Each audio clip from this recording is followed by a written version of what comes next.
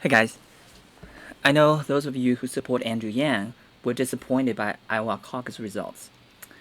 But let's think about it, okay? This is what makes us think harder. Who is the winner of Iowa Caucus? So in my previous video, I showed that Donald Trump is the winner. Okay, he is a winner. This is an absolute chaos. Okay, Donald Trump said, the Democratic Party can't even do the counting. And I would say actually Andrew Yang is a winner right there because that's why we need math. We can't have these people, who can't even do simple counting. That's why exactly why we need Andrew Yang. We need the math. Okay. Anyway, so Pete Buttigieg, he declared victory, like at midnight. Okay, 12:29. Despite that, only a small percentage of the results were out. That's completely ridiculous. Let's see what he said.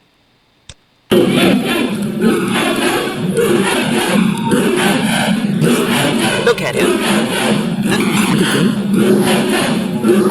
Buttigieg. Buttigieg. Buttigieg. So we don't know all the results. But we know by the time it's all said and done, Iowa, you have shocked the nation. This is insane. So up till now, not all the results out.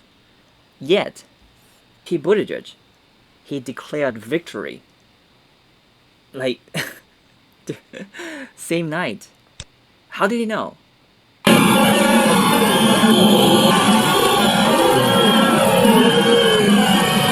shocked the nation. By all indications, we are going on to New Hampshire victorious. Victorious? There's a secret. Victoria's secret. There is a secret. It turns out the app they use for the Iowa Caucus is by this company Shadow, and the CEO of Shadow was a fan of Pete Buttigieg, and Pete Buttigieg's campaign actually paid the company. Okay, that's a secret. Victoria's Secret. Anyways, so Bernie Sanders today also declared victory. Okay, if we look at the numbers, it's not surprising. Andrew Yang actually said, Bernie Sanders did win. So if we look at the caucus results, right? So first alignment, Bernie Sanders' first alignment was 42,000 versus Pete Buttigieg's 36. So it's almost 7,000 more. Okay, and Andrew Yang actually not too bad, 5%. The first alignment, and of course it's embarrassing that Andrew Yang ended up with just having 1% after the second alignment. But that's because he's not viable in a lot of places. But still, I think Andrew Yang already did a great job.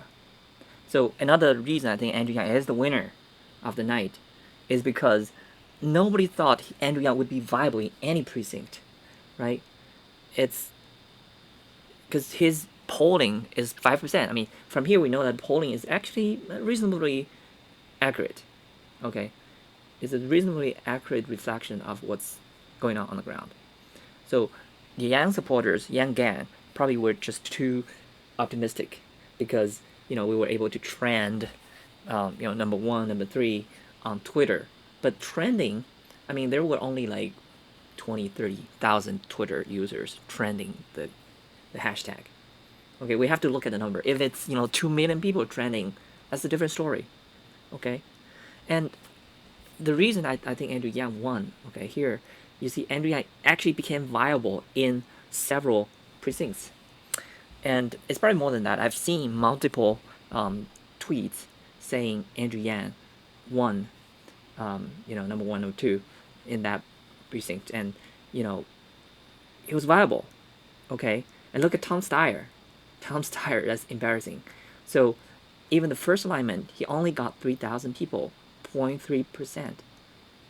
Okay. Oh, the first alignment was 1.7%. Okay. That's after he spent like $17 million in ads and stuff. That's just totally embarrassing. So I think Tom Steyer should drop out soon, and his money may best spent to support another candidate like Andrew Yang. I think that there's a fair amount of overlap between Yang supporters and Steyer supporters. So I'm really hopeful for that. And Andrew Yang, you know, was a good friend with Tom. I think they were good friends. So that's I'm really hopeful. And again, I mean, think about it. Caucus only, like, even Bernie only had 42,000 people turn out to support him, and that is in a state with over 3 million people. So does that really mean a lot? Yes, I mean, you can say you win, Bernie win, or you know, people just wins. So what? Okay, that's a, you know, majority white state. Okay, the demographic is not representative. Okay, and so in that sense, I think Andrew Yang still won the night because he had exceeded expectation. Like, nobody thought he would be viable. And think about it, how difficult it is to be viable. You have to have more than 15% of supporters in that precinct.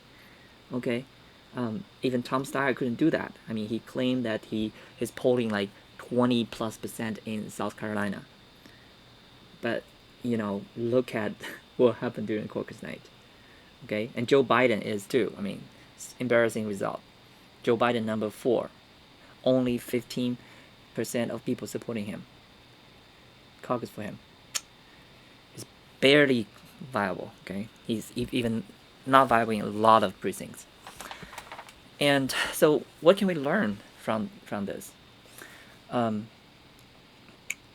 So, first of all, I'd like to review again what Pete Buttigieg is. Okay, I think this is really important. I mean, he said he wanted to do everything he could to win. That's just dangerous, so dangerous. Okay, and he started out with no policy almost. And okay, so Sam's game said that Pete is disgrace. I followed his campaign from early on when he didn't actually have any proposals to now we're just about all his talking points he got from Yang. I made 2 videos showing that. You know, he sometimes almost verbatim copied Andrew Yang without giving any credit. That's how he searched. Okay, taking advantage of Yang media blackout. It's disgusting to see him get away with it. We should not. We should review it. Okay, nobody. I just haven't met anyone who support Pete. I don't know how he did it. We have to dig into it, how he did it.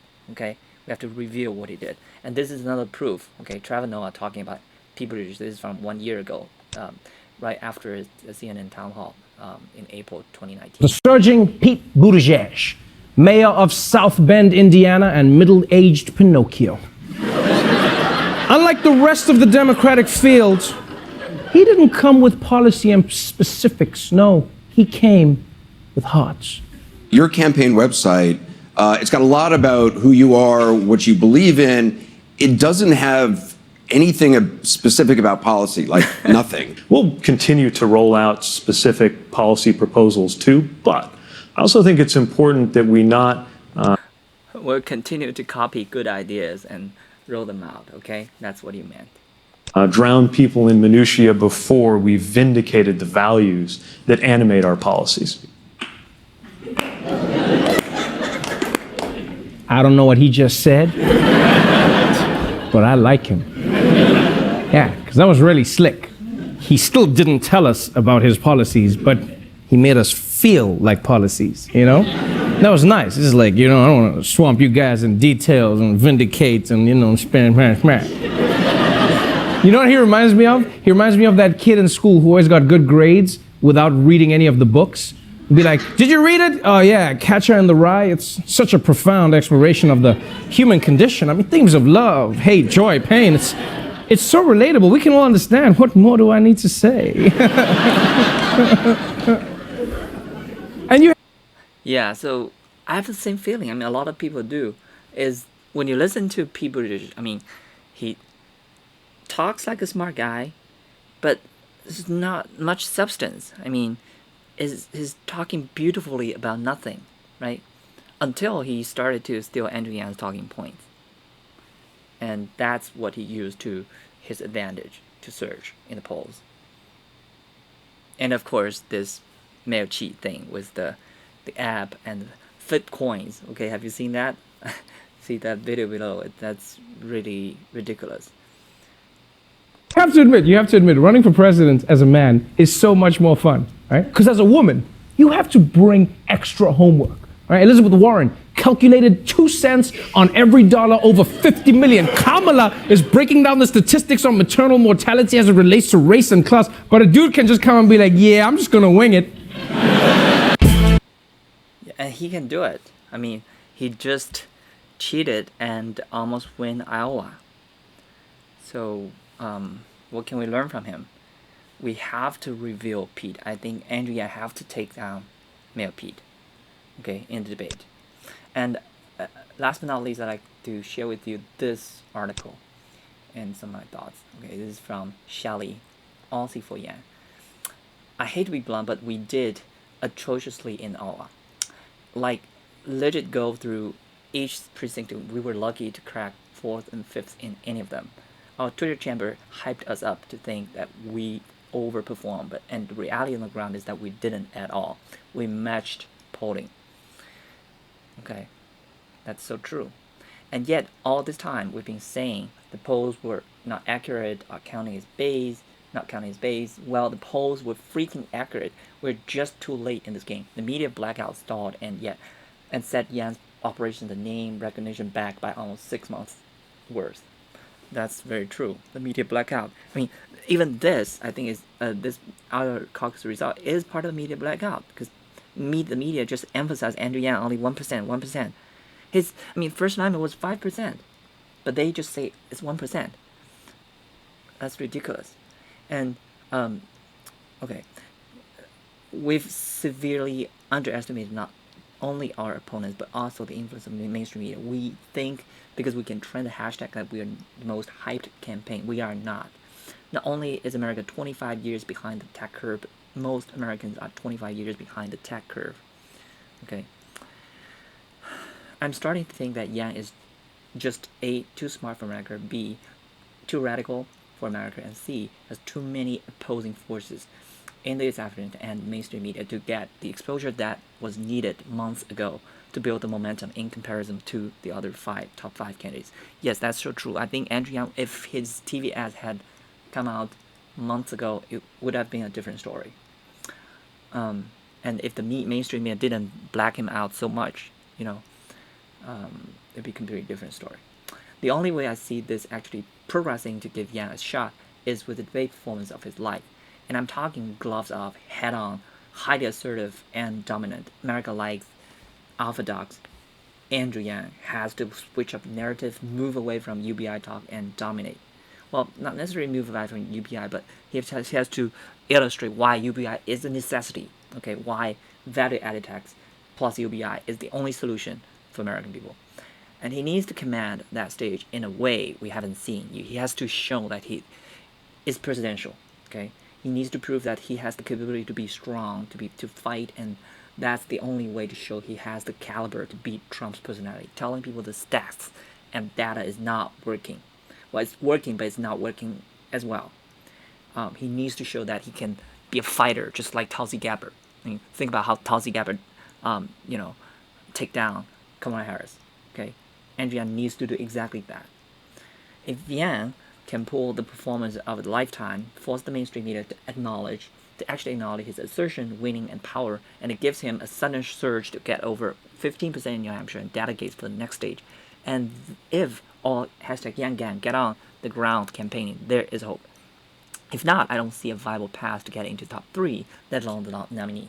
The ground game of everyone else is way stronger. Plus, they don't have the media erasing them at every single opportunity. We have to push this narrative onto them so they can't ignore Yang anymore. I know this seems really down, but we seriously need a reality check, and we need to understand that we are going to have to back Yang anyway. Even if we personally don't think he can win, we need to do this symbolically to push him as far as absolute possible up until the end. Because Yang should be the nominee. He's the best fit. His vision is incredible and would change America so much for the better. The further we push it his way, the higher the chance this happens. Stay loyal and for what he represents in Humanity First and is a new way forward. Finally, it's clear as day that DNC is as corrupt, if not worse than GOP. Don't let anyone shame you into this vote blue, no matter what, who nonsense. If you want to change the system, DNC being punished for corruption might get you there sooner than just business as usual. Weigh up what is worse. 4 more years of Trump with 4 years to build a Yang coalition, or 4 years of Buttigieg basically doing the same shit as Trump, but with media bias and spin on it and no hope for Yang presidency in the future. Just think about it and go with your heart. I don't think Buttigieg can beat Trump, okay? He just can't. Yang is the only way. Okay, so actually, lastly, I'd like to share this video. So even CNN thinks Andrew Yang won the town hall. The town hall was awesome. If you haven't seen it, it's a must-watch. Andrew Yang killed it. He answered every question beautifully. Okay, and so they think Andrew Yang is the winner. About tonight, what happened here? You were here watching the folks on the stage. Who stood out to you? You know what I said tonight when you looked at the totality of the 4 hours of candidate town halls tonight. I really thought that when Andrew Yang came out on stage at 10 o'clock at night, he brought an energy, and you could feel the energy in this room. Now, granted, we're on a college campus, but this room wasn't full of college kids. It was full of New Hampshire Democrats with college kids here as well. And I just thought that how he came out and his approach to answering questions. In fact, I turned to somebody backstage when he was out there and I said, gosh, when we first met Andrew Yang and we had our first town hall with him, last year, it could have been around this time. I forget, it's all the same day now to me. Good to see you. But God, he has changed. His personality has changed a lot. Look at him there. He was not like that a year ago. His personality is now popping. Yeah, but as you know, as we were going over this with the producers, and you were there, and I said, can we make sure that we bring some questions that has to do a little bit more with his personality, of course, policy, because he's a policy wonk. But he is the youngest acting, and I don't mean in an immature way, but he is the youngest acting person. He has the best way to put it, the most youthful, even though he's not the youngest in age. Mayor Pete Buttigieg is, but he is the most youthful of all the candidates who are in there, right? Yeah, but one of the things I said to Don about a half hour ago as we were sitting, figuring out what we're going to talk about tonight, and that's how things work on TV at 2 o'clock in the morning, whatever time it is. You think? I said to Don, I said, gosh, Don, I said, he won the night. He may have not won any votes, but Andrew Yang won the night. And if I owned any company in the world, I would try to hire him. I would have no idea what to do with him, but I know that he would make my company better. He's really smart. He was up here talking about statistics, opioid statistics, crime statistics. I mean, he was talking about world health. I don't know. He was talking about all these. I was like, where do you have space in your brain for everything you're talking about? He had me with the getting rid of pennies. That was definitely, I am totally serious. He seems like the candidate having the most fun. Yeah. He really seems to be enjoying it. Right. So they were totally impressed. I mean, they just think Andrew Yang was super awesome. He had all the data, stats, and he's the most energetic one, he's the most useful one, and is completely different from 1 year ago. Okay, so we really look forward to Andrew Yang have a totally different strategy and performance at the debate stage this Friday. All right, that's it for today. Thank you, and please like and subscribe and comment below.